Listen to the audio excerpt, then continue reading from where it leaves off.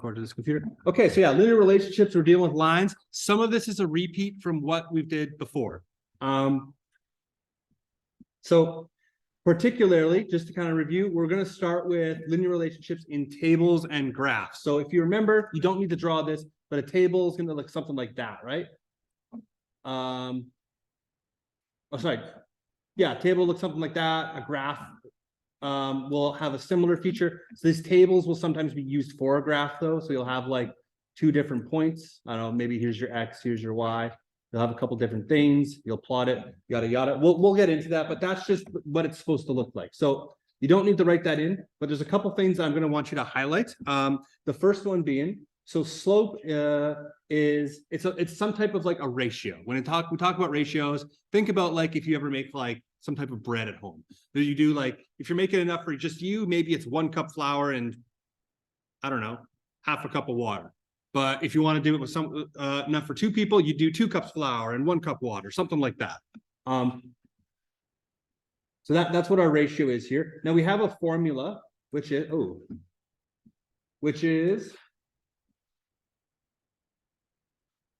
so m is equal to rise over run. So that's something you're going to want to either circle, put a box around it, highlight it, something.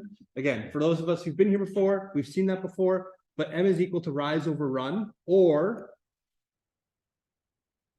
there's also this thing here. Again, you might have seen this before, where if you have 2 points on a line and you want to try and figure out what that slope is, that's the length of the steepness of a line. You could use that for it. We'll show you a couple examples of that as well. But generally speaking, when we have slope, you think about like this thing here. Like imagine this is just over there's a sliver. Ooh. Like imagine I have like a little like toy car here, right? Put it on here, it slides down. Slope is going to be how steep this is. If it's something like this, it's rise, how high it goes up, over run, how far it is. It's not going to go very fast. If I have a steeper line, the rise, which is how high it goes up, has risen, and there's less of a run. There's less of a distance from how far that car itself is going to go. And this whole thing here is called the slope. Just to give you like an idea there off of paper, but put it on paper as well. Something we'll do in a second. But so slope is something that refers to how steep that line is. So when you see slope, that's what it means. It means there's a line somewhere. You see that on like roads, on roofs, on ladders, everything. So, but generally speaking, everything is done through rise and run. You can make it more complicated than that, but that's what it boils down to, is this thing here, this rise over run. When we see the letter M, that's the mathematicians were really lazy back in the day. This is their fancy way of saying that's slope. If you see M, that means that's the actual slope that you're being calculated. Again, we'll go into that in a second. But so we have a full example here that you can see. Like I said, less right in this case. We'll do a couple examples in a second. But if I have a question here that says it wants to calculate the slope of a line that has a rise of 15 meters and a run of 6 meters, how would you do that? Well, there's kind of 4 steps with it, which is something you're going to see this pretty much throughout for the rest of the blog. So like these would be the steps to do it. Is you would input your formula. So you'd put your formula in. That's the first thing that you see here that they've done. So you can write this down if you'd like. So what we do is we put our formula in. M is equal to rise over run. We got that from our previous page. So M is equal to rise over run. We put our formula in, and then what we do is we use the word that's called substitute, which is you take what you know and you put it in there. Do you know what the rise is? Yes. You know it's 15 meters. Do you know what the run is? Yes. You know it's 6 meters. So I substitute that stuff in there. So then what I need to do, my third step here, is I'm going to simplify this, which means I can see here that if I have 15 and if I have 6, you don't need to write this part down. If I have 15 and I have 6, I know that I can get 15 by doing 3 times 5, and I can get 6 by doing 2 times 3. I can see there's like a common factor in there. If I take those out, all of a sudden I'm left with 5 and 2. So this divided by 3 is them just realizing that, hey, there's a 3 in these I can take out of both of them. So you simplify it. And then finally, all you need to do is you restate your answer. Or just put your answer in. Pretty much everything we do in the course is going to follow that exact theme, which is what's your formula? What do you know? And then solve for the last thing. In this case, the last thing, the thing we don't know, is already by itself in an equation. So it's just boom, there's the answer. That's it. You're not always going to get that as the case, though.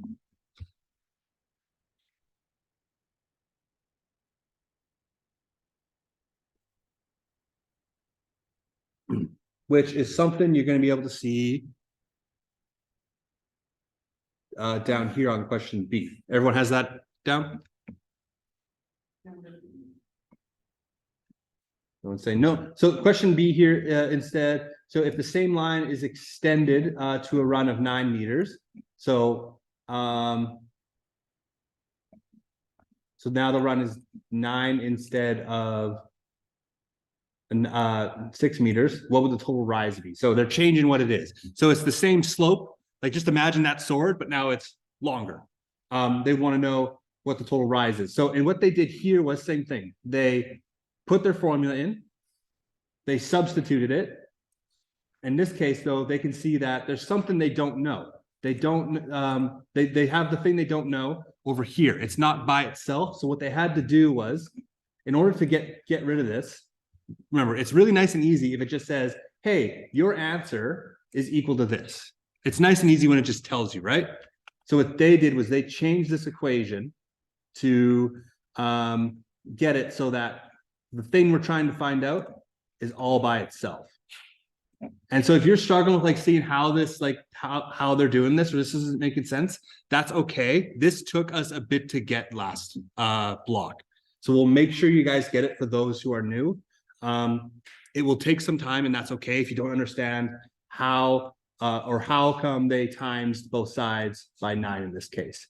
But the general root of it is they times both sides by 9 because these two things are going to cancel out. And then all of a sudden you're left with your answer on one side and the numbers on the other side. That's why we times both sides by 9 in this case. We'll make sure you get that. Don't feel too intimidated. If that's something that's new to you, we'll work with the equations. So I have a couple of examples here that we're going to go through together. So in this case, it's asking us, always read the question, underline or highlight the important stuff. So what's it asking us? It wants us to find the slope of a wheelchair ramp that has a rise of 3 feet and a run of 21 feet. What's my first step that I do? Put the formula. Yeah, and what formula do I need here? I'm dealing with slope, so I know that I need to use this one. M is equal to rise over run. And again, if this is too small, let me know. If you're not able to read that, the same thing. M is equal to rise over run. So what's my second step? Substitute stuff in, right? I know what my rise is. I know that it's 3 feet. So M is equal to 3 feet over my run, which is 21 feet. And what's my third step? Simplify, right? What can I simplify from that, Aiden? So you're saying I get 1 over 7? How'd you get 1 over 7? Divided both by 3, right? The simplifying is like the least important of the steps here. If you can get to this already, as those of you who looked at your final saw, you got pretty much most of the marks already. But simplifying's still an important step because it usually comes in the answers later. But I can see that, oh, I can just divide both of these by 3 to get my answer. And then there, boom, there's my answer. Now, instead of having to rewrite the whole thing, we like using like circles or boxes or something. Just a fancy way of saving ourselves some time. Let me just... Sorry? So yeah, in this case, the slope, the M, because that's what slope is equal to 1 over 7. The last one,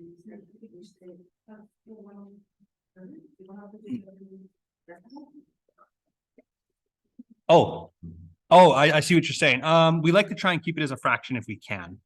I see what you're saying. So what that kind of means. So I want to give more context into what this means. If I just ask you to figure out the slope, cool. It's when you apply it to the real world, though, that stuff kind of gets a little weird. So I apologize, they're not the world's biggest things.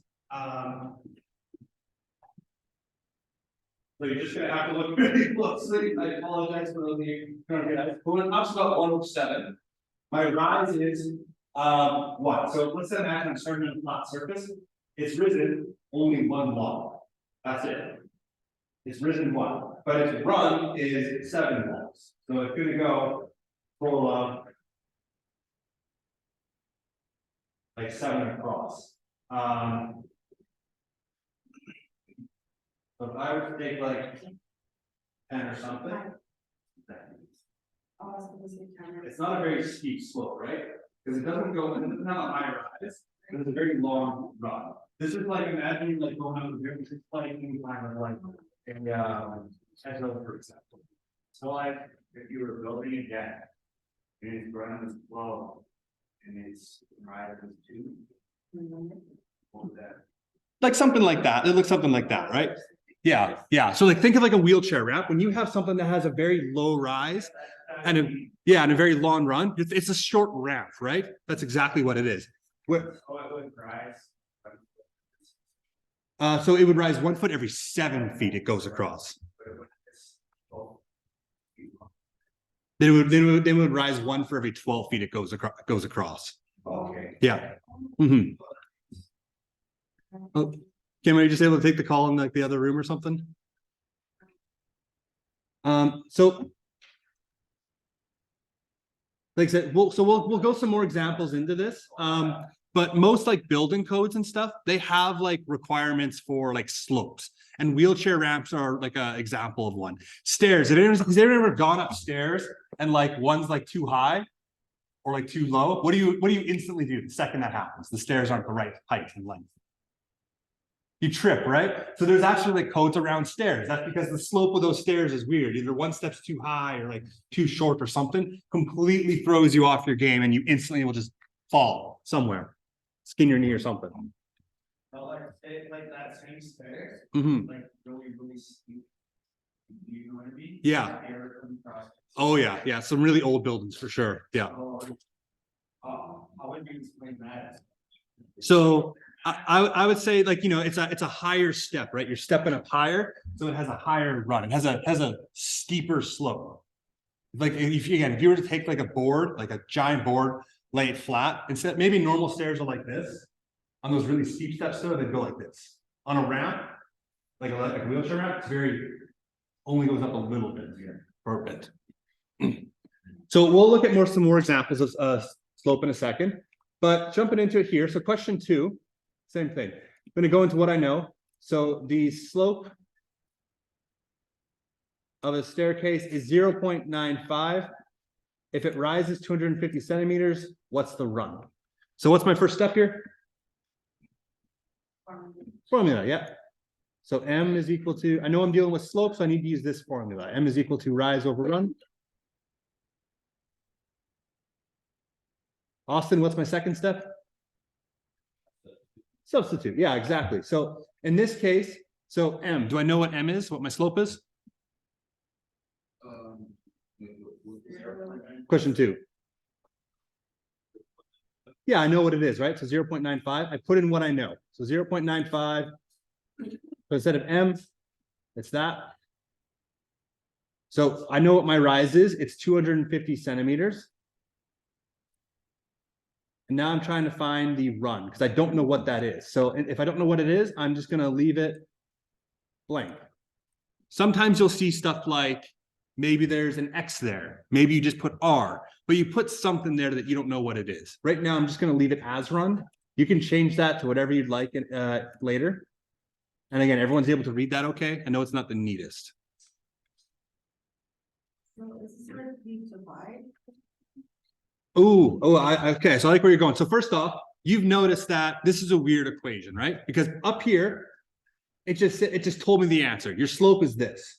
Now it's not telling me what my run is. I need to get it so that, don't write this down. Don't write this down. I need to get it so that run is on one side of an equal sign, and then boom, there's your answer.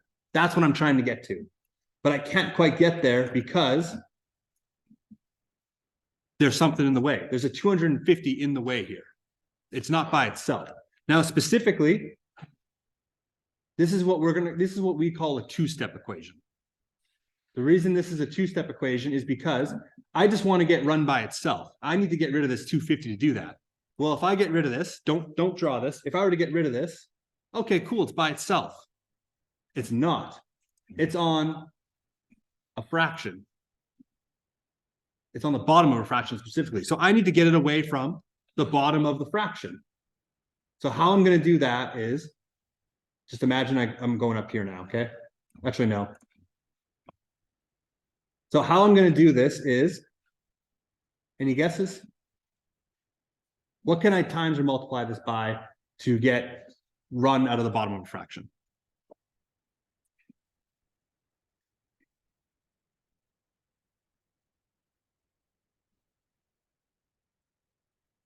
You're really close. Again, you're on the right track. So I'm going to go to like a kind of a simple thing. So let's imagine that let's imagine we have this, like 1/2. You do it on. We do something to both sides. So what I'm actually going to do here is I need to times both sides by the run.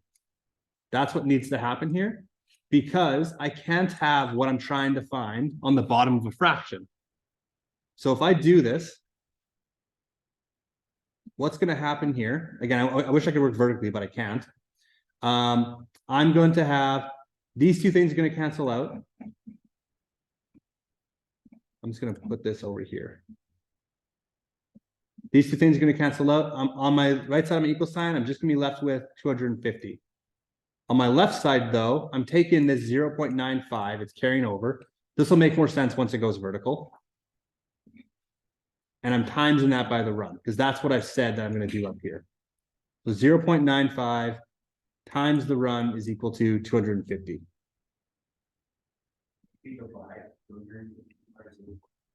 By 0.95. So that's my next step now. Yes. Yeah. Because then, but tell me, why am I doing that? Why am I going to now divide both sides by 0.95? Yeah, so it's only going to show me what I'm trying to find, right? It's only going to show me what my run is now if I do that. Because all of a sudden, if I do that, what happens to this 0.95 if it gets divided by 0.95? Cancels out, right? So now all of a sudden it tells my answer. My run is equal to 250 divided by 0.95. Like I said, well, it makes more sense vertical. We don't have a lot of space, so I do apologize, especially for those who are new. I promise you it will make sense once we get some practice. So then all I need to do is I need to take my calculator and just do 250 divided by 0.95, because now that's just simplifying it. I have it by itself. All I need to now do is I just need to simplify it. So I'll give you you guys some calculators in a second. For those of you who are not new to the class, who were here last term, just please check your bag, make sure you have your calculators. I brought 8 calculators in. I only have 5 of those 8, which means 3 of them have to be with people right now. So please check your bags, make sure you look for them.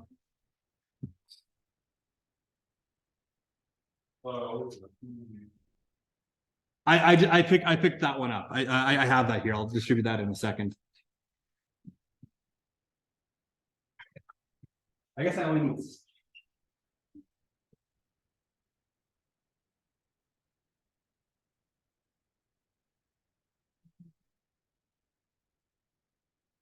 Yeah, no, I like calculator. I think I would have collected yours. And this one is mine.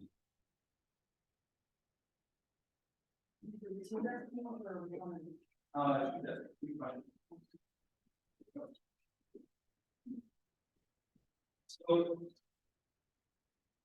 technically, what this question here is, is I wanted to figure out the slope of this 250 divided by 0.95. 250 divided by 0.95. That should give you your answer. Now, when you guys do this on your calculator, you should see this right now.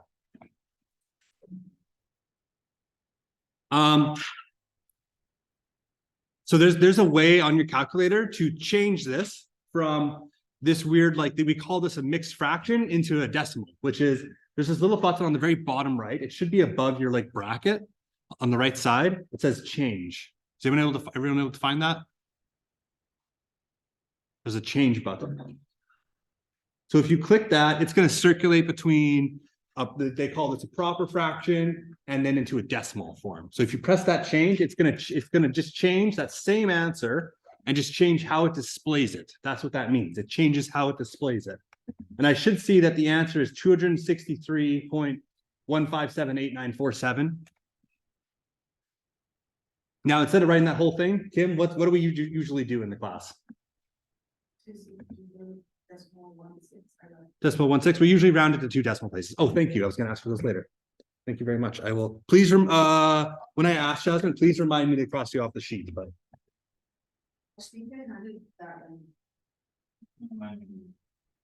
well, I'll ask about that in a second. But so we round everything to 2 decimal places. So it'd be 263.156. This rounds to 1/6. But if you get to this point, you're not really going to lose marks. But so our total answer here is 263.16.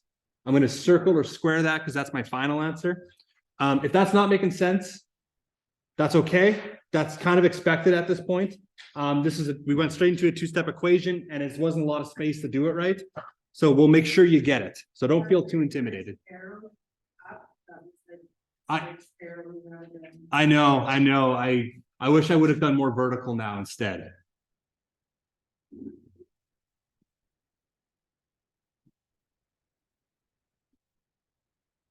Okay. So I'm going to do this next one vertical just to make some sense of it. 263.16. 263.16. So I'm just going to do this next one in a way that makes a little bit more sense. I'm going to do it vertical, which is usually a little bit easier to follow. So question 3. So Marina is installing pipes. The pipes must drop 4 centimeters. So it's dropping. Is that rise or is that run?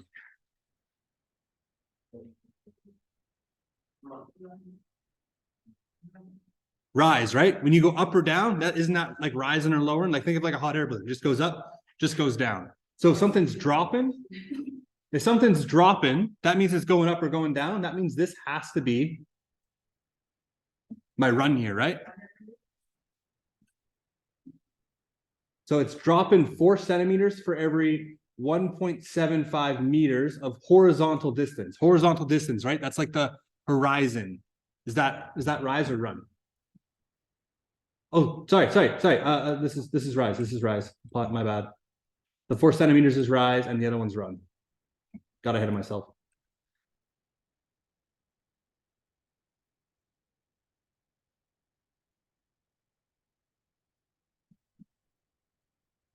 And so for every 1.75 meters of run, so how much will the pipes drop? So that's what's asking us. How much will the pipes drop in a horizontal distance, a run of 20 meters?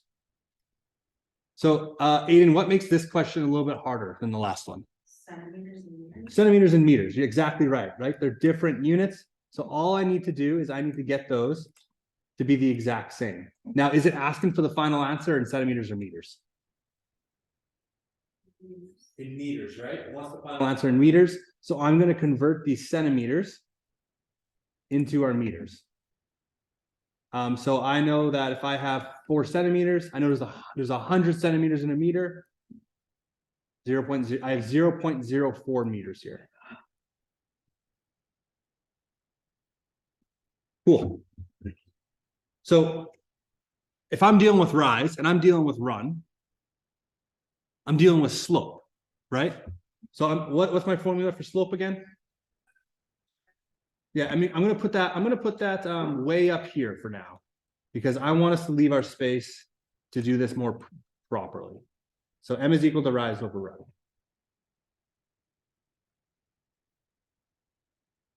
So I'm just gonna put my little formula up here, tuck it away. And then I'm gonna go to the left side and I'm gonna do this a little bit more proper. Which is I'm gonna substitute this formula in. So in this case.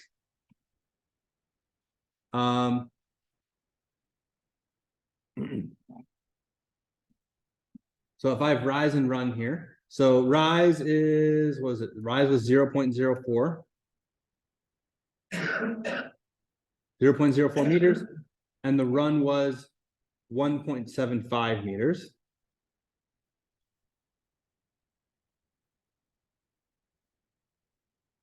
So how am I going to set this question up? So it wants to know how much will the pipes drop in a horizontal distance of 20 meters?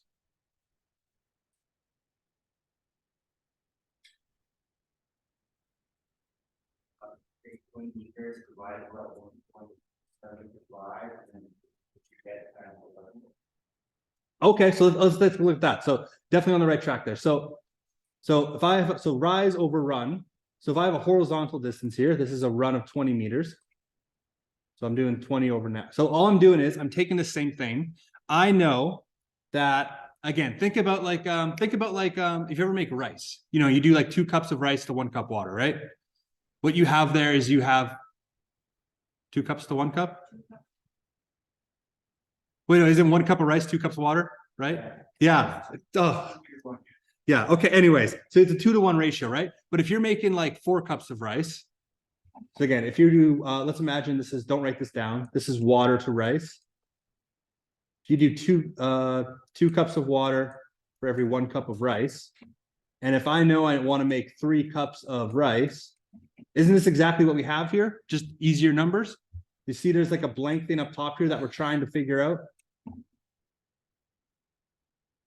I know that I can just times this by 3. I can times both of these by 3.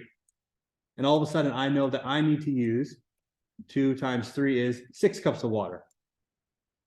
1 times 3 is 3. So like, this is what we call like, it's a ratio. It's this 6 divided by 3 is the same thing as 2 divided by 1, right? If you put that in your calculator, 6 divided by 3 and 2 divided by 1, you get 2 as an answer. So this is the exact same type of thing, just a lot harder numbers on this left side. So just like before, I figured out what I can times both of these by to get my answer. I can take this 1.75, I can times it by something to get to 20, which means I can take this 0.04, times it by something to get the answer. So Stephen, how'd you say I was going to get that answer?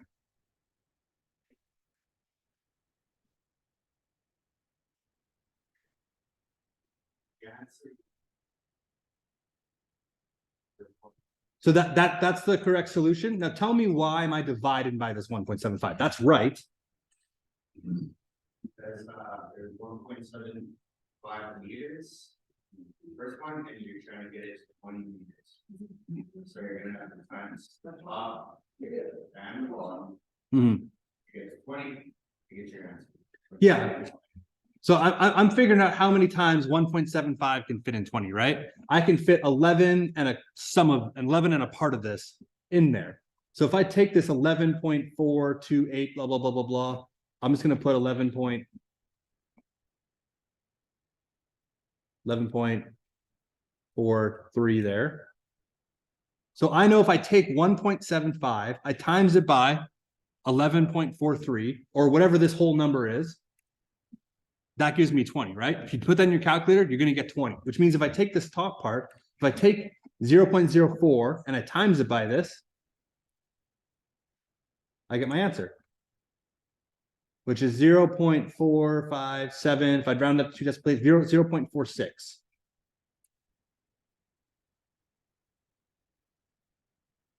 So 0.46 is my answer in this case.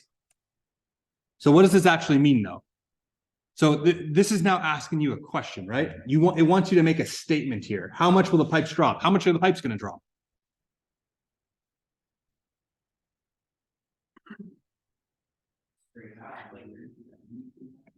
Yeah. So you just say, oops. You just say something like the pipes will drop 0.46 meters. That's what you do. But wouldn't it be 0.5? If you were to round it to one decimal place, yes. We usually do 2 decimal places, but yeah. And the question, you can just say that. I would say that's a good default to go to. Yeah, if you're ever unsure, just go to 2 decimal places. It usually makes things a little bit easier.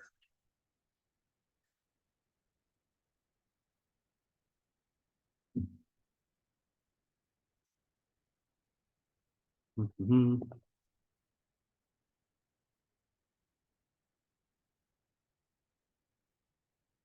Okay. So I want to jump straight into, everyone has that down? Please be up for writing, I'll drink some water.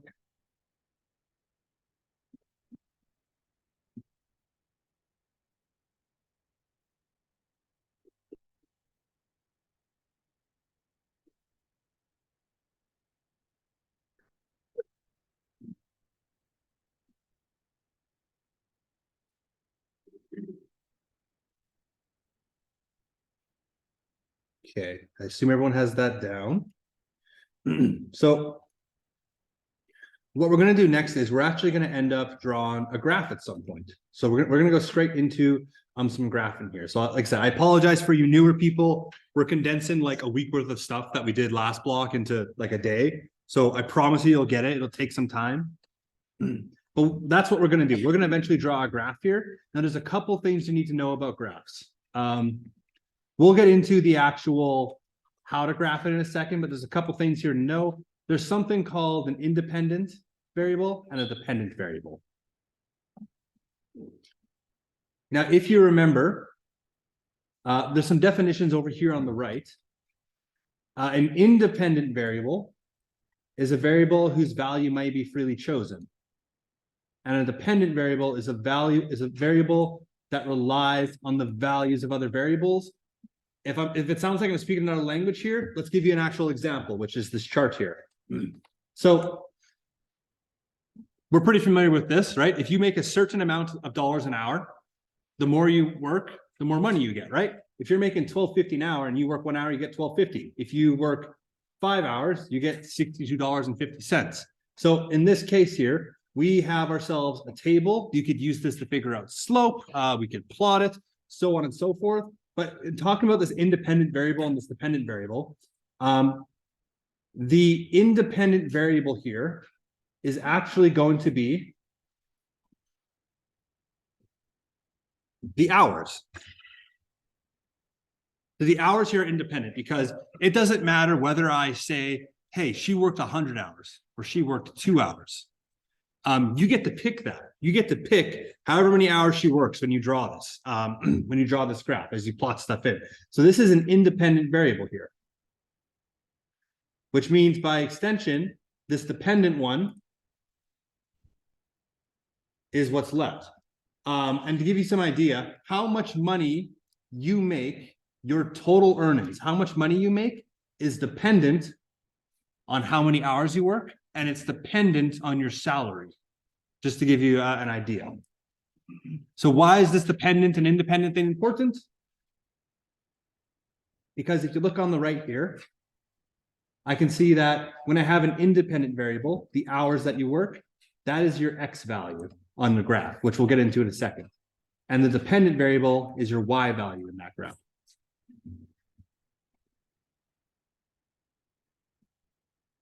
So independent is X, dependent is Y. Most of the time that you can just tell just from what you're given in a graph, but we'll get into that in a second. So I just wanted to go over those two things really, really quickly. The independent and the dependent variable. There's a couple other things here as well. You know, there's something like an origin, there's the X-axis, there's the Y-axis. We'll go into that in a second. But this whole thing here is a giant example of how to do it. I'm not going to go through the whole thing, but if you want to understand like how it works and you didn't like how I explained it, this helps a little bit. But I'm just going to go straight down onto page 14 of your thing. So we're gonna skip quite a bit ahead here.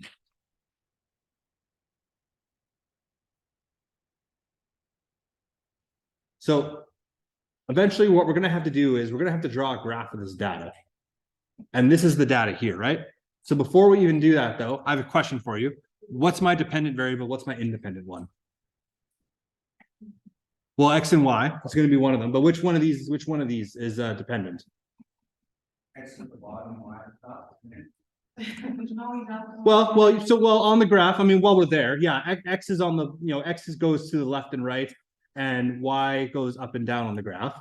But specifically, which one of these two things is dependent and independent? Time always goes on the X-axis, and if it always goes on the X-axis, that means it is the independent variable. Yeah, so you're right. So this time here is our independent variable. Let me just make that smaller. So time is my independent variable, which means this goes on my X-axis. Oh, hello. Is Steve over here? Steven?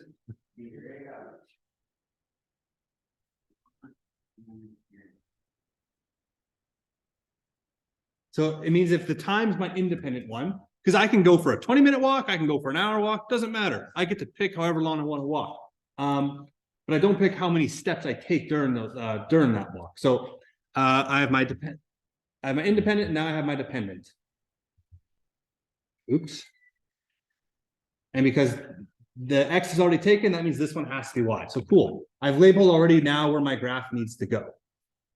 So I know that down here, it's going to be the amount of time in minutes that I spend on my walk.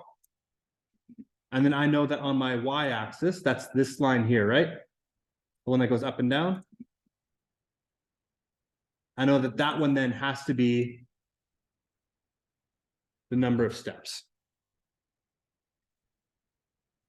So I label my two, they call this the axes.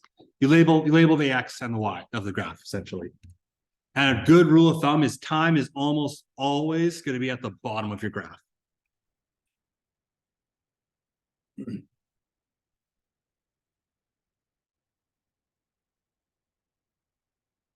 Cool.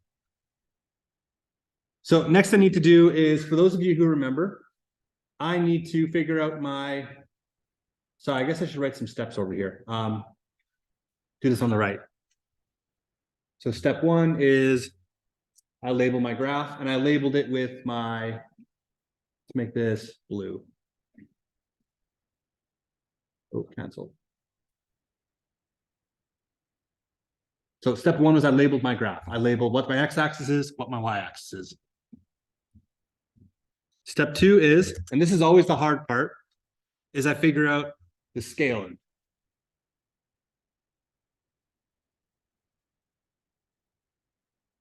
Now, if you remember, the scaling was the distance, or rather the value of like this space right here. So like when it goes up by 1 on your graph. Yeah.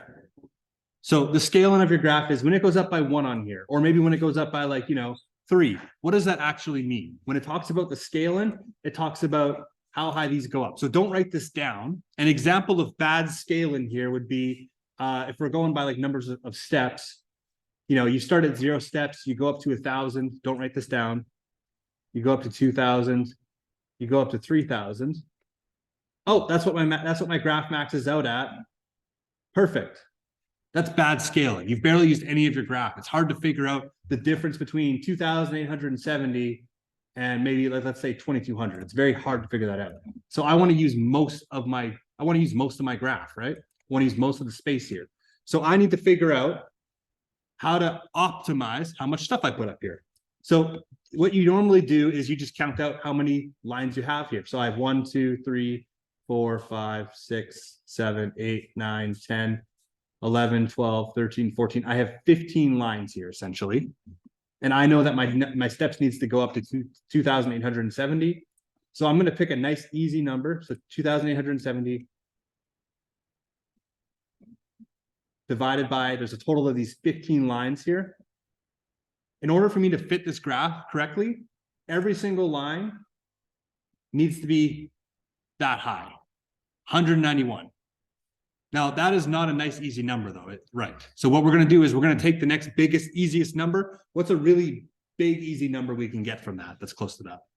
200. So now what I'm gonna do is I'm gonna say every line here is worth 200. So every time you go up one, you've shown that it's gone up 200 steps.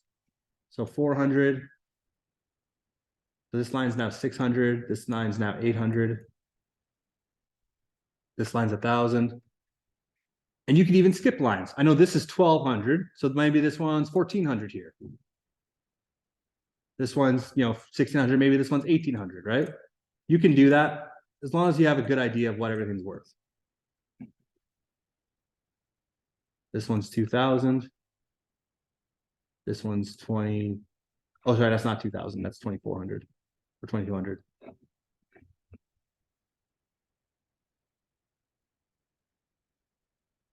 And then 2,400. And again, I can zoom in if you guys would like. Just please let me know.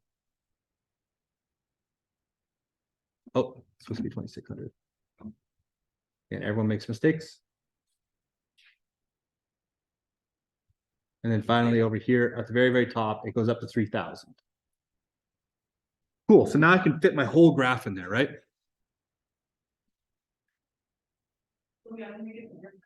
Sorry. One more time. I still can't hear you. I'm sorry. Yeah, so you want to put every single line as a 200, so it should end up at about 3,000.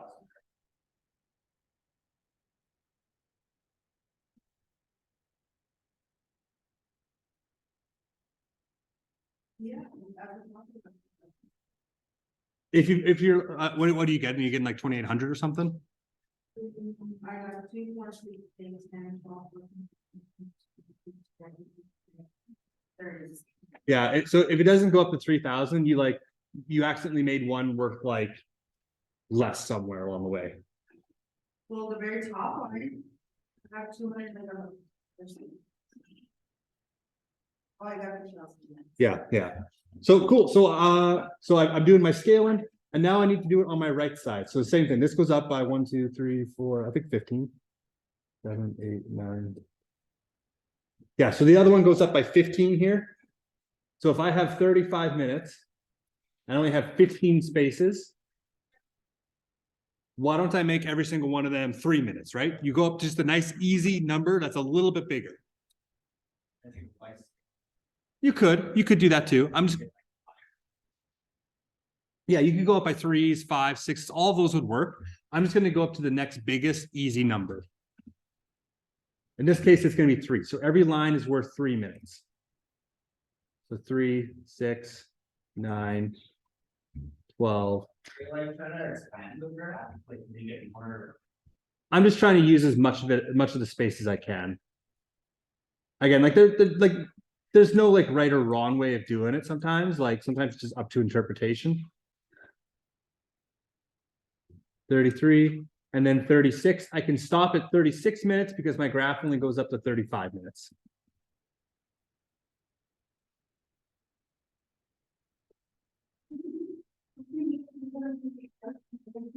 So I will give you a minute just to get caught up there. Again, if that's too small or not neat enough, let me know. I can make that neater. I can make that bigger. I just need to know that it's not working for you.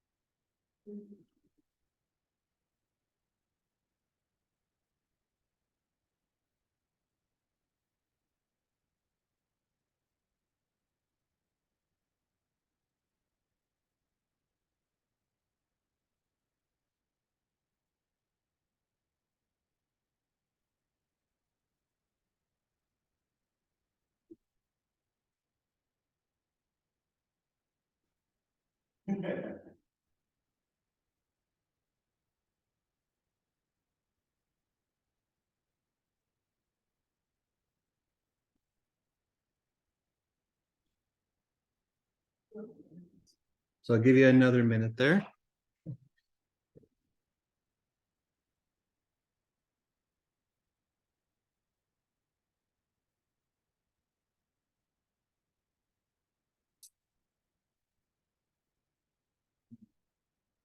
What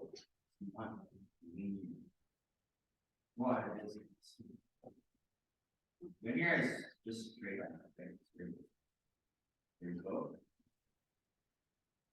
I don't remember. I think it's like a little bit northeast of here. No, like in math, like linear. Oh, I thought you said Wynyard. Oh, yeah, linear, yeah, linear is just a line, yeah.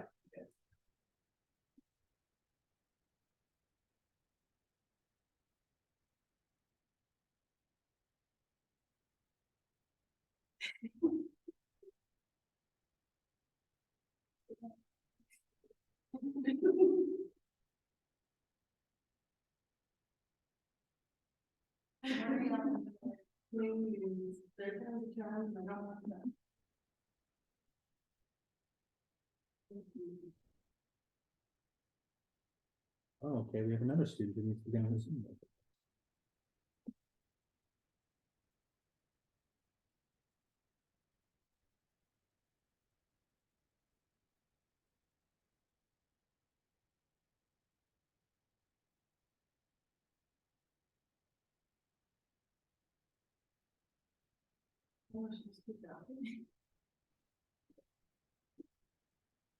So is there like a bridge program? Yeah, or whatever that, you can use, like. I can answer that in a second, sorry, I'm just, we have someone who's trying to join online. I will forget, please ask me again, in a bit.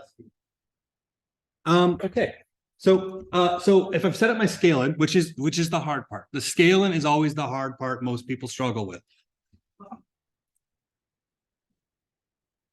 I went up by 3 minutes every single time. Well. The labels at the bottom, I'm just supposed to put 0, 10, 15, 35. What if I do that though, 0, 10, 15, 35? Well, yeah, that's crazy long, right? Because. Like how many. Well, so I got this, Draft, there's only like. there's 50, so there's 15, so I have 35 minutes I need to put, I only have 15 squares. So if I spaced it out, every one would have to be every line would be 2.33. Well, how many steps are we walking? For. Between all that. Well, so we're walking 2,870 steps, like we'll get there. So the next thing we need to do is we need to plot the points. So what I need to do then is I need to go to my graph and I need to plot my point. So I know that I start at 0, 0, which is right here. And then I need to go to 10 minutes. But if you look here, we don't really have 10 minutes, do we? Just got it between them. Yeah, I just go between them. I do my best guess, right? It doesn't need to be perfect. It's a hand-drawn graph. It's never going to be perfect. So I'm going to go to my best guess of 10 minutes, which is something like right here. And I know that when I walked 10 minutes, I went 820 steps, which again is something like right here. So if I were to, you don't need to draw these lines, but if I were to extend these out, 820 steps in 10 minutes, again, you do not need to draw these little dotted lines. You'd get something like this. This is about where your point would go. And then when I go to 15 minutes, which is on a nice easy line, I know I walked 1,230 steps, which is something like this is 1,200 right here. This is about 1,230. Again, you're just doing your best guess. And I know when I walked 35 minutes, which is something like right here along this line, I walked 2,870 steps. So I'm going to go all the way up to 2,870. Something like right here. So I've plotted my points. When it says plot, you plot your points. I know my 4 things. And then what's my last step here? Yeah, just draw a line. Oops.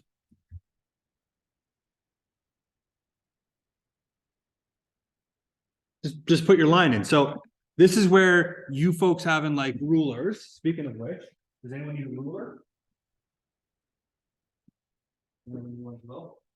Did your mind the future or not very against the rock?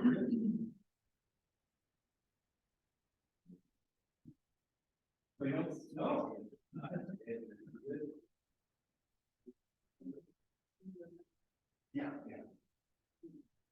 Oh, does it?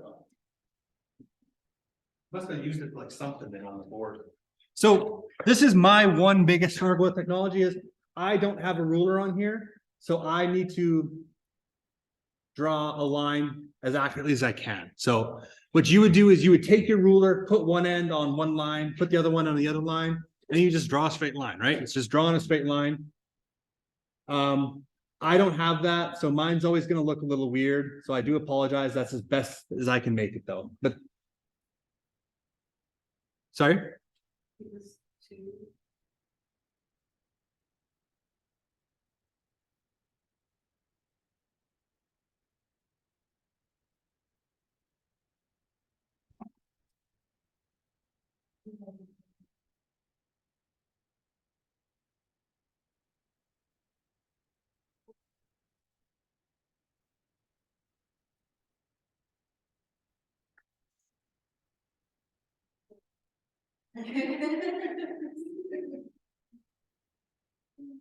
Oh, this good.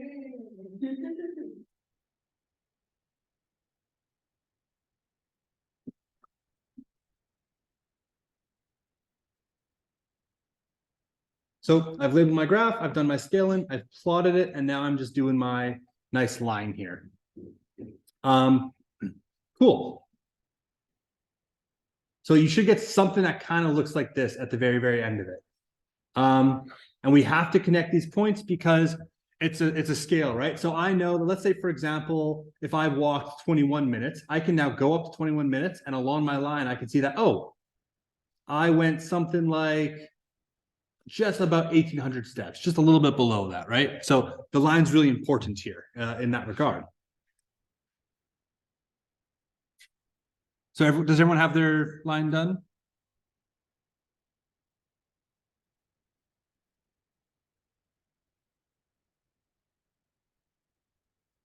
So the next question it's asking me is, wants us to calculate the slope. So I want to calculate the slope. It's a two-parter. So one, calculate the slope, and does the graph appear to be linear? Let's do part one first, which is calculate the slope. So step one is always use our formula. Austin, what formula am I going to use here?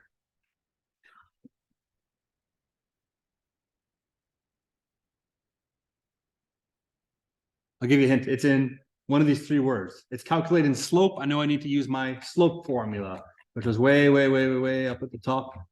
Here, this is my slope formula. M is equal to rise over run.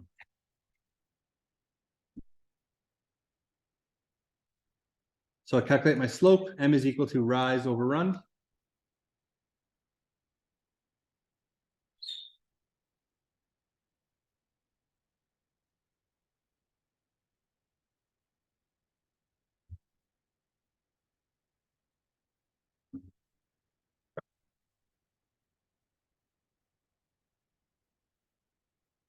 So how can I figure this out? How can I figure out the slope of this line based off these two things? Does anyone have a guess what I could do next?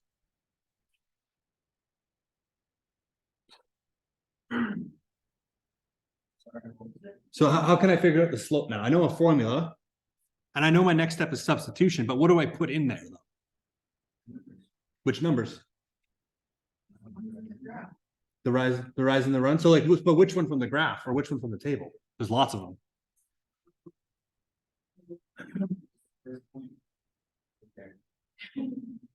I think would be.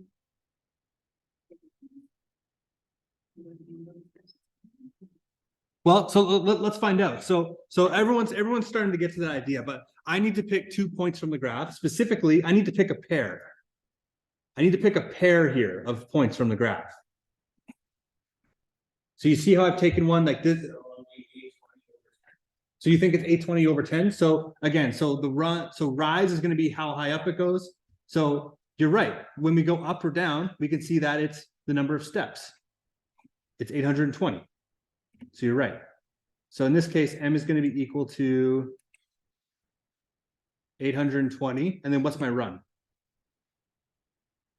10, right? So when it's 820, I've walked 10 minutes.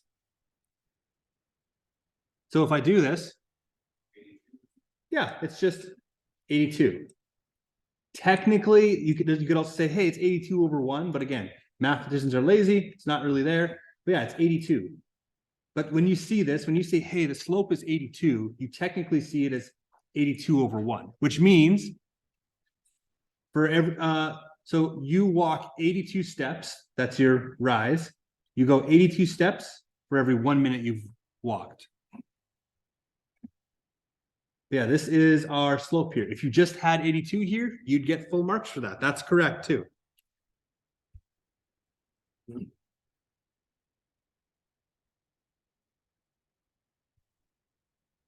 This year I would love.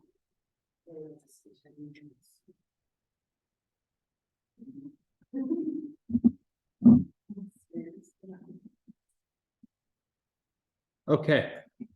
So we're almost done. You get to hear me shut up in a second. Last question here. What does this mean about Emily's speed or the number of steps? She's consistent. Well, that's an answer, right? She walks the same. Oh, wrong one. She walks the same speed, right? She walks 82 steps every 1 minute. She walks 82 steps every 1 minute. That's exactly what it means. She walks the same speed, and that's how fast she walks. It also like shows how many steps she walks. Yeah, exactly. Yeah. Okay. So it's like 82 steps in 1 minute. 82 steps in 1 minute. Yeah, that's what she did. I mean, that's about, you know, a little bit faster than 1 step a second. That's kind of the pace you're going at right now.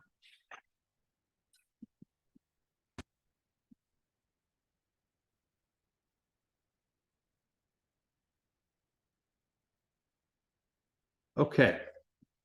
Everyone see some pens still moving? I'll give you a minute.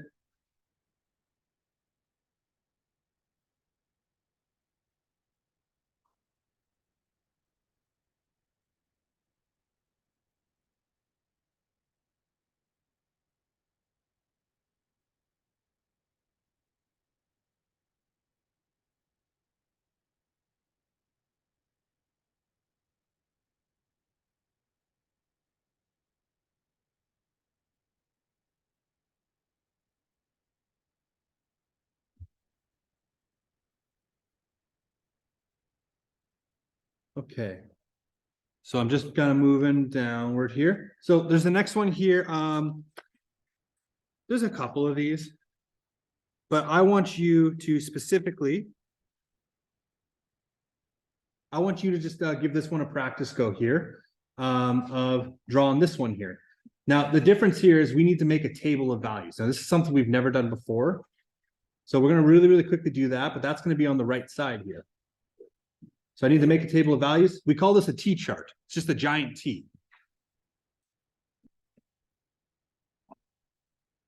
And we're going to make a table of values for when a water tank is filled with water at a rate of 3.5 gallons a minute.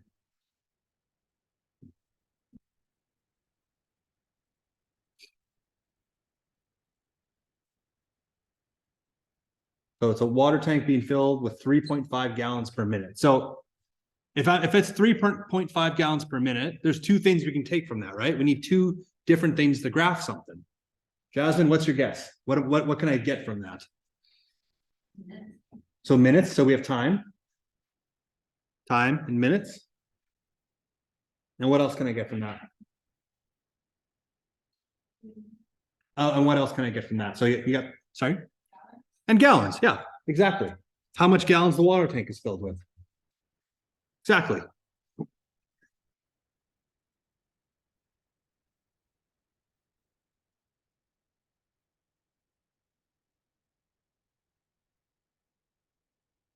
you just able to turn the music off, please?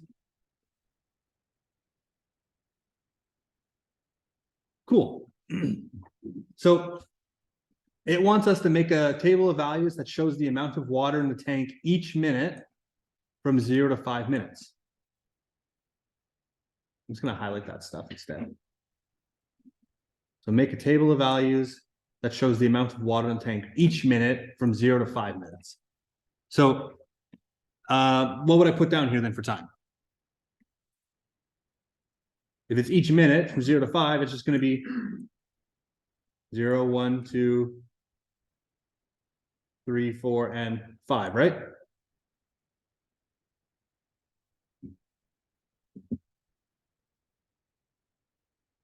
And so what would I put on for the gallons then?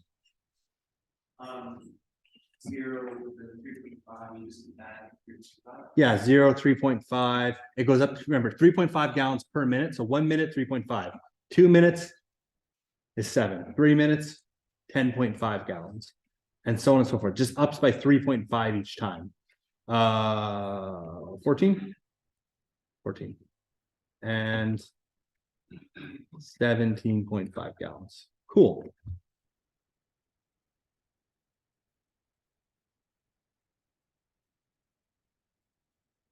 So that's all I'm going to help out with. I want to give the rest of the time here for this question. I want you guys to try and graph this, and then I want you to try and figure out the slope of that line, okay? So I'm going to give you a minute to get started, then I'm going to come walk around the room and see how we're doing. So the scaling of yours might be different, and that is okay. Our general rule of thumb is you want to try and use at least like half of each side of a graph. Is it so like I did one line, or sorry, every 3 lines was 1 minute. That's what I did. Maybe you did every 2 lines was 1 minute. That's okay. As long as you've used up most of the space of your graph, cool. Not every graph looks different here so far already, which is fine. But so I know that for 1 minute, I went up 3.5 gallons. 2 minutes, I went up to like 7. 3, I went up to 10 point, where am I? 10.5. 4 minutes, I went up to 14. And then 5, I went up to 17.5, which is something like that. So my graph ended up looking something like this. Yours might look different, but like as long as your scaling's okay and it's consistent, cool, that works. That's fine by me. The graphs look really good so far, so I'm really happy about that. So, but you should have a graph that looks something like this, generally speaking. Now, if we go to question B here, what was the slope of the line? How'd you figure that out?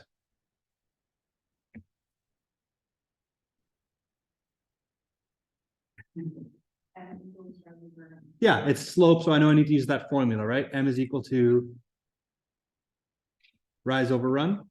And then what'd you put in here? How'd you figure out what to put in? 1 minute. Okay, so you did 3.5. So you took one pair, the first one there, 3.5 over 1. And 3.5 is what goes up and down. Minutes is what runs across. So yeah, that's exactly it. So it'd be 3.5 over 1. So 3.5 over 1. Perfect. That works. And so what does that actually tell you? 3.5. Well, close. You're missing like 3 words there to make that work.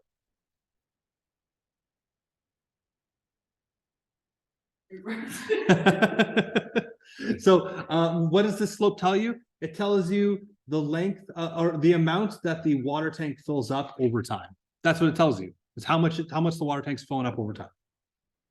And so if we have this one here, so if the tank holds 25 gallons of water, how long will it take to fill it? Any guesses how I 7 minutes and some seconds. Okay, so you're thinking 7 minutes and some seconds. Let's figure out how'd you get that answer. 3.5 to 6 minutes. Right? Oh, I see. So you're like taking a look at, oh, yeah, I see. So you just kept going up by 3.5 and like it looks like this. So first thing is if I'm dealing with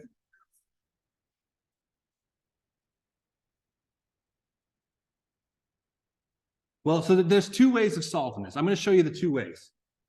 I'm going to show you 2 ways that you can solve this one.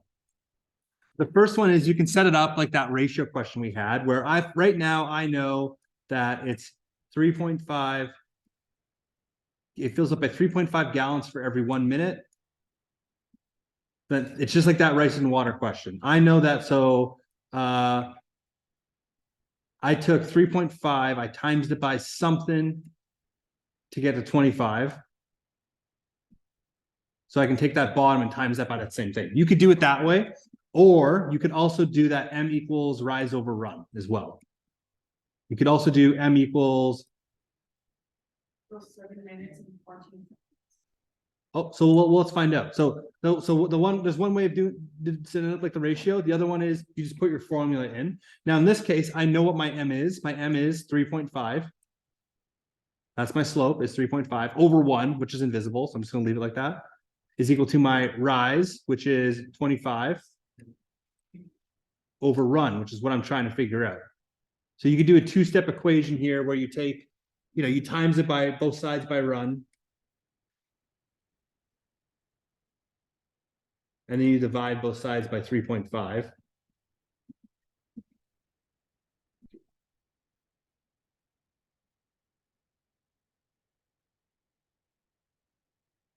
So I'll just really quickly pen that out. Either of these works, do whichever one you prefer. But I'm just showing you that there is two ways that you could do this.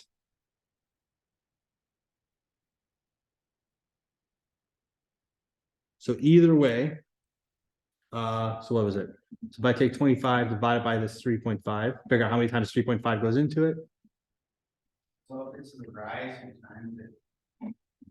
It's the run, right? If it's on the bottom of a fraction, you need to get it to the top. So you times it, then you divide. Yeah. But overall, you should get the answer of 7 minutes and sorry, so it's not 14 seconds, it's 7 minutes, 7.14 minutes. If that makes sense. It's 7.14 minutes.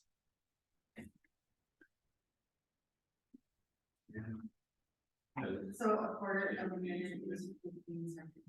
Well, so a quarter of a minute is 15 seconds. So yeah, this isn't a quarter. So it's like 7.7 minutes and 8 seconds, something like that. So yeah, so about 7.4 minutes, 0.14 minutes.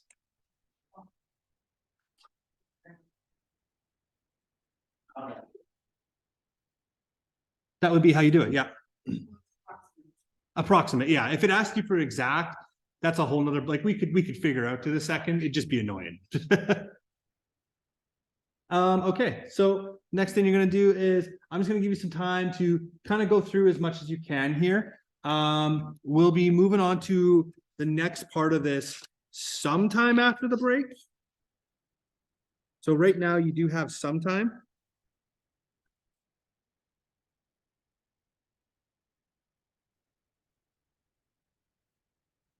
Let me just pause that. All right. So, like I said, even if you're not like done the earlier stuff, that's okay. I just wanted to make sure we went into some of this new stuff here as well. So there's something here that we call partial linear relations. That's the fancy way of saying it's partial lines. So everything we did before, every graph we did before, the graph passed through 0, 0, right? If you work 0 hours, you get paid $0. Every graph we've done before this eventually passed through this coordinate here, which was 0, 0, right? 0 on the X, 0 on the Y. What's different with these partial linear relations is that they won't start at 0. They might start here. So how much does it, has anyone here ever taken like a taxi in Saskatoon before? Or any city? How much do they charge you? How much does a taxi charge you right when you get in? Something, they charge you money that's like,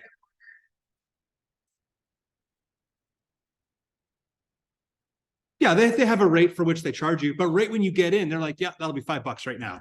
And then they charge you that rate, right?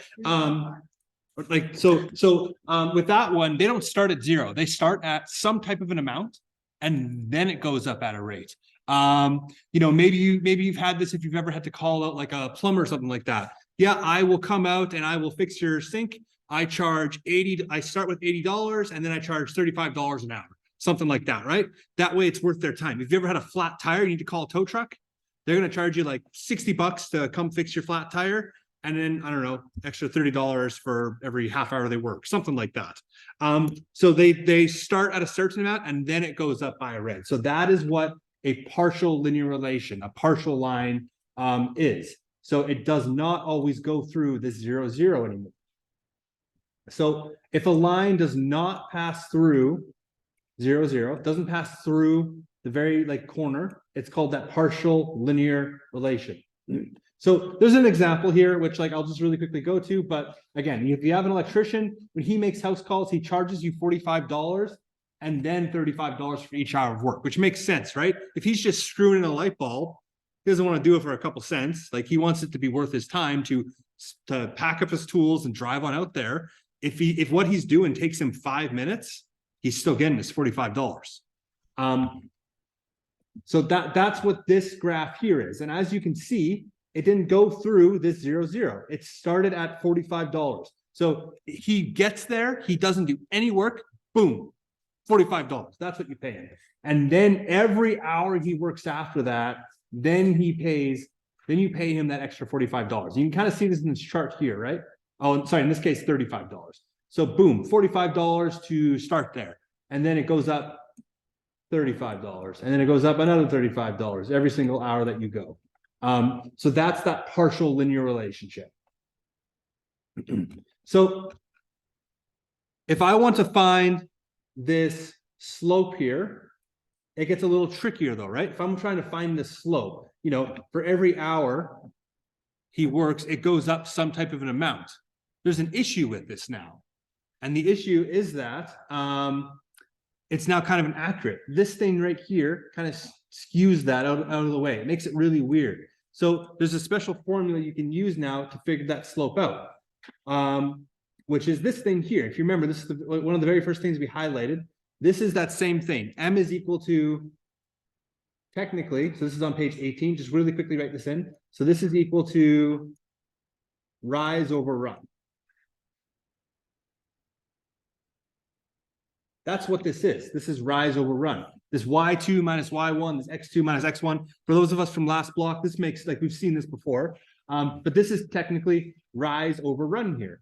The difference is because it doesn't start at 0, 0. It doesn't start at that like very corner. It starts somewhere up. There's a surcharge. It's really hard to find that slope of the line unless we do this. So what they do is they take 2 points. In this case, they took, so when he first got there, he paid $45. That's his first point. This is X1 and Y2 and Y1. So there's the first points there. Does that make sense where I'm getting the X and the Y from too? Because this is our X-axis, this is our Y-axis. This is the first point. You read it like a book as you go from left to right. That's where this 1 comes from. So it's the X of our first point and the Y of our first point. So that's what these things are here. Our X1 and our Y1 right there, 0 and 45, right? You work 0 hours, you get paid $45. If he works 5 hours, he gets paid $225 or $220 here. So that is our second point here. And you could do it any one of these points, but you read it from left to right, pick 2 points. Here's the first point. And I'm just going to pick this one as my second point. This is my second X, X2, and my second Y, Y2. And you can see here what they did was, so Y2, oh, there's my second Y. X2, oh, there's my second X. And then they took the Y ones, they subtracted them, boom. They actually figured out what that slope is now. And then they simplified it. The slope was 35. So the slope in this case represents how the electrician gets paid $35 an hour and his fee of 45. So we're going to do the same thing. Oh, look at that taxi example. Perfect. Just like a taxi, right? Or like an Uber or anything like that. You pay directly for the service and then how long you use it. So in this case, if I wanted to draw let's really quickly draw a graph. We don't need to take too long. It goes up by 15. This is my independent variable. I can make this, I can pick any amount of kilometers I want. So this is my X then, and then that means this is my Y, the cost. Price is usually on the Y axis. So it's my cost in dollars. And then my distance in kilometers. Cool, I've labeled it. Let's get my scaling done. So I know there's 15 things here. I'm just gonna make each one of these is worth one. So 1, 2, 3, 4, 5, 6. Every single line it goes up is going to be worth one because I only need 12 of them and I have 15 lines here. So that'll use up most of my graph. 8, 10, 12, and 14, sure. Oh, sorry. I don't know what I'm doing. I'm putting that in the cost. That's supposed to go down here. Sorry. 2 kilometers, 4. Again, everyone makes mistakes, right? 10 and 12. Perfect. And then my cost goes up to 23.50. So if it's 23.50 and I have 15 squares available, 1.566. Let's just make it 2. Why don't we make each one of these is worth 2? So this is worth 2, then this is worth 4, 6, $8, 10, $12, $16, 20, and then 24. And I can stop there because now it's now past what I have my line as. The scale is not too important here. So now all I need to do is I need to plot this. So when I go 0 kilometers on my x-axis, this is 0 right here. I know I charge $4.50, which is something like this.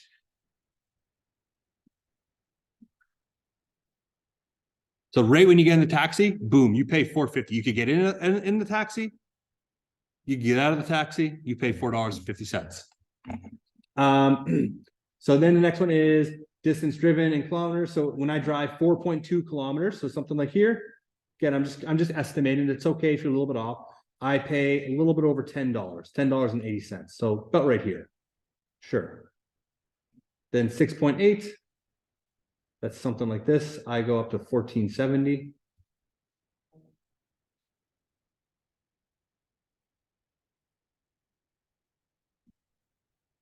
And then at 12 kilometers, I go up to 23.50, which will put me at about right here.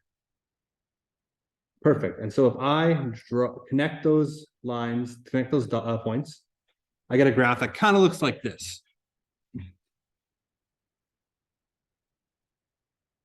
The graph wasn't the main point here though. So I'll give you a second just to get caught up.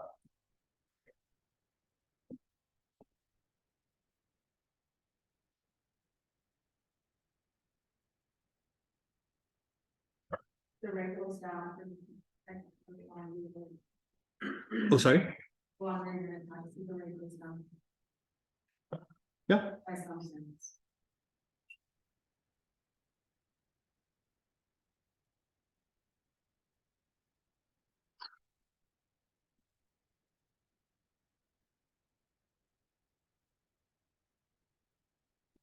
Like I said, I'll give you a minute there. Doesn't need to be perfect. The graphs is not the primary thing I want to focus on right now.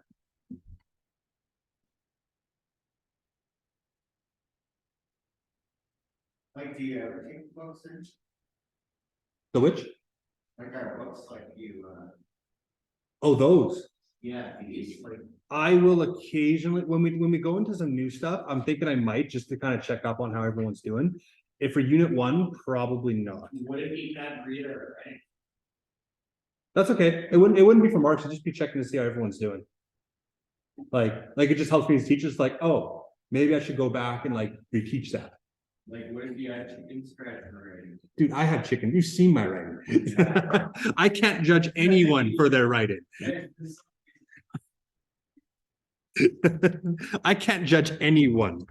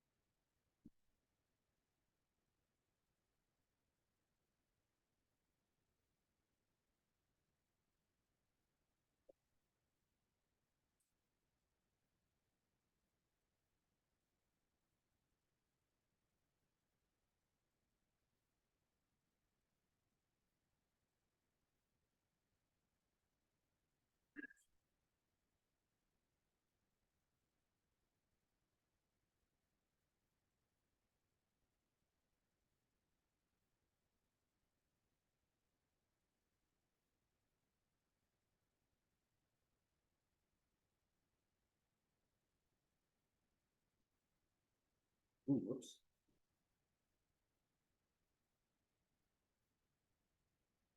Lindsay, I just sent you an email. One of them has the workbook, one of them has the instructions. But just so you know, I just emailed that out to you. Okay, thank you. Okay, so I'm gonna assume everyone has the graph. If not, let me know. No one is saying no. Okay, so what I care more about though is finding the actual equation, finding the slope of this line. So how we're gonna do that is we choose 3 points on the line, we calculate the slope between the first two and then between the second and third points. So that's the fancy way of saying we're going to use this thing here. M is equal to rise over run. In this case, the distance between, I want to find the distance between this point and this point, or between this point and this point, or between this point and this point. Doesn't matter. I'm just picking any 2 points, and that's going to tell me what my slope is. So I'm going to quickly pen that in here. So my equation in this case is M is equal to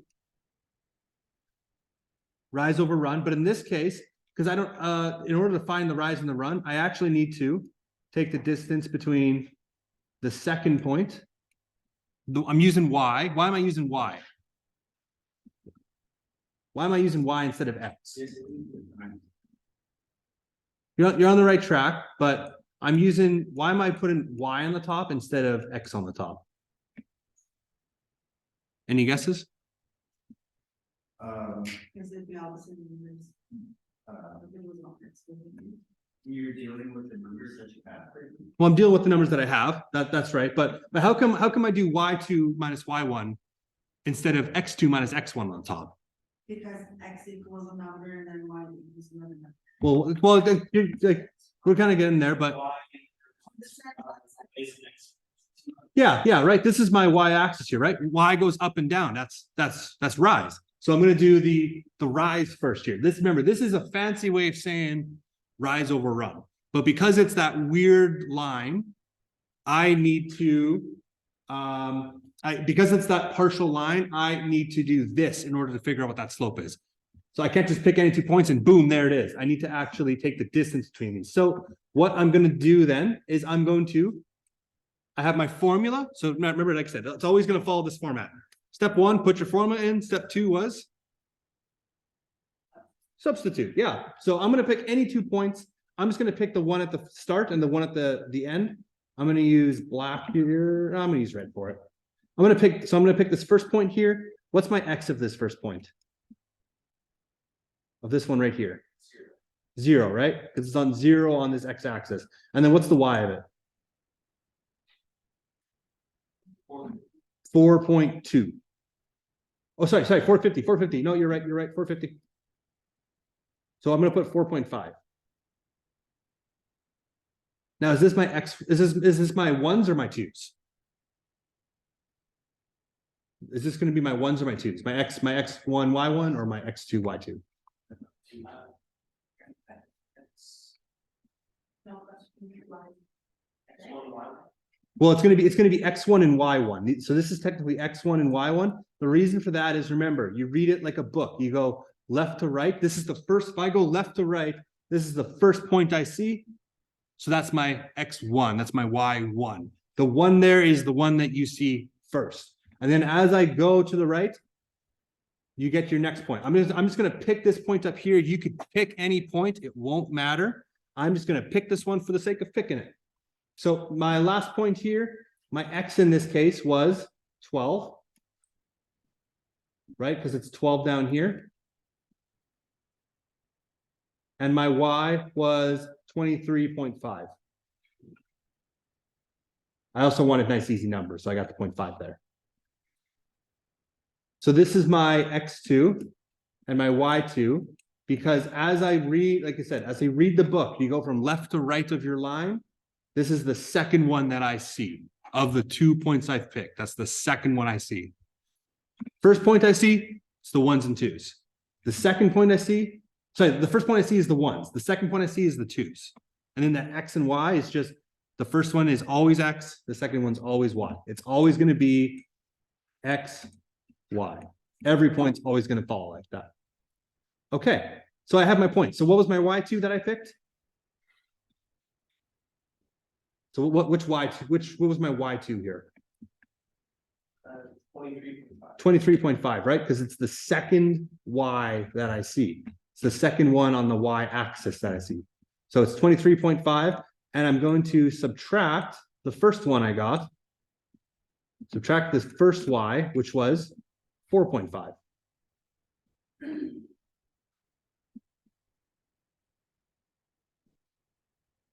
Perfect. So I've done that. And then X2 minus Y1. Remember, X is our run. That's how far across it goes. So if that's the case, what's my second X? It was 12. What's my first X? It was 0. So it's 12. Subtract 0. If I do this, I should get something like 23.5 minus 4.5. You know, if you put that in your calculator, do it in your head, either's fine. You should get 19. All over 12.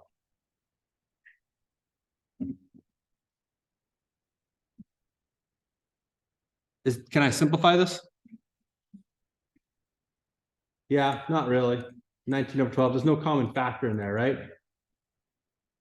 You could turn it into like a mixed fraction like that. You could turn it, you don't want to turn it into a decimal. But yeah, so this is my answer. This is the slope. My slope is 19 over 2. My rise is 19, my run is 12. It's rise over run. Now, what does this actually mean though? If I say that, hey, the slope of, I'll come back to this in a second, the slope of this line is 19 over 12. What does that actually mean though? Well, it is linear. It is a straight line. It just doesn't go through 0, 0. Okay, it should be a straight line.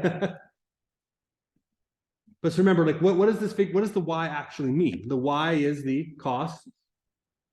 The X is the distance, right? So it costs me, it costs me 19 for every 12 that I go. So it costs me $19 for every 12 kilometers that I go. That's what that means, right? Because the cost was in dollars and then the distance was in kilometers. So it cost me $19 per 12 kilometers, right? That's what that technically means. So what do your calculations tell you about the relationship between distance driven and cost? This right here, it's $19 per 12 kilometers. You could figure that out. That's like $1 and this many cents per kilometer. You could figure that out from that, but that's what that actually means. So big part of like Workplace 30 now is, it's not just hey, I can figure out what the slope is. They care a lot about, okay, what does that mean? So that's what they care a lot more about now with this type of stuff. So in terms of what does the slope represent? This is what it represents. It costs $19 to go every 12 kilometers.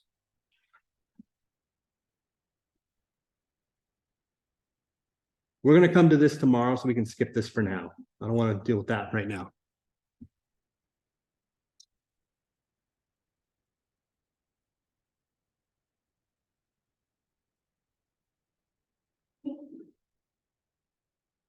Okay, so here's what the rest of the day is going to be. I know we've done a whole lot today. I hope it wasn't like too overwhelming. If you're confused, I promise you we'll get it.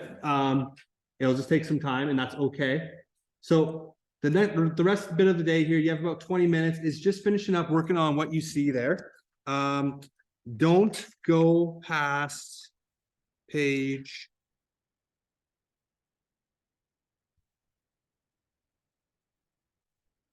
Which one was it? Yeah, don't go past page 20. So you can work on the stuff ahead. You can work on the stuff behind. Just do not go past page 20 for now.